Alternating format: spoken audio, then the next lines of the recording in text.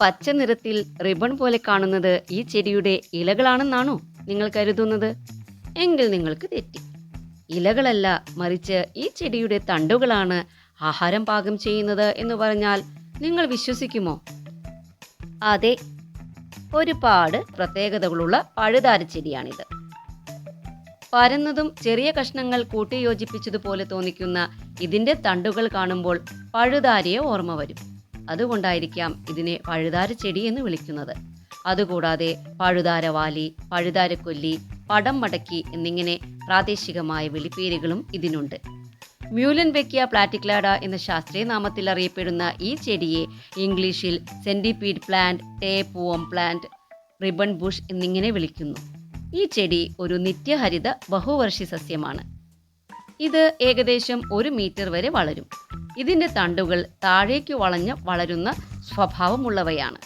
കൂടാതെ താങ്ങ് ലഭിച്ചാൽ പടർന്നു കയറി വളരാനും ഇതിന് കഴിയും. കമ്പുകൾ നട്ടാൽ വളരെ എളുപ്പത്തിൽ തന്നെ ഇത് വളർത്തിയെടുക്കാം. ആദ്യഘട്ടത്തിൽ ഉണ്ടാകുന്ന അമ്പിന്റെ ആകൃതിയിലുള്ള പച്ച ഇലകൾ കുറച്ചു നാളുകൾക്കുള്ളിൽ കൊഴിഞ്ഞു പോകുകയും തുടർന്ന് ഇലകളുടെ ധർമ്മം തണ്ടുകൾ ഏറ്റെടുക്കുകയും ചെയ്യുന്നു.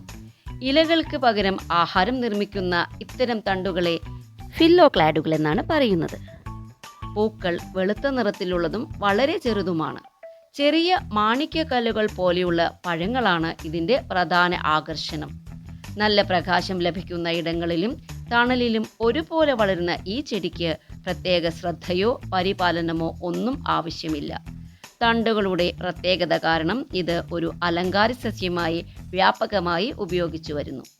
പഴുതാര പോലെയുള്ള ക്ഷുദ്രജീവികൾ കടിക്കുമ്പോൾ ഉണ്ടാകുന്ന വേദനയും അസ്വസ്ഥതയും കുറയ്ക്കാൻ ഇതിൻ്റെ തണ്ടും ഇലകളും അരച്ച് അതിൻ്റെ നീര് പുരട്ടുന്നത് ഫലപ്രദമാണെന്ന് പറയപ്പെടുന്നു.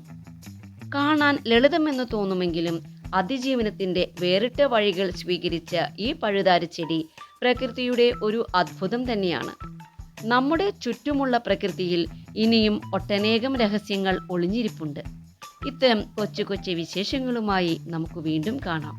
ഈ അറിവ് നിങ്ങൾക്ക് ഇഷ്ടപ്പെട്ടുവെങ്കിൽ ഞങ്ങളുടെ ഈ യാത്രയിൽ നിങ്ങളും പങ്കാളികളാകണമെന്ന് ഞങ്ങൾ ആഗ്രഹിക്കുന്നു. നന്ദി, നമസ്കാരം.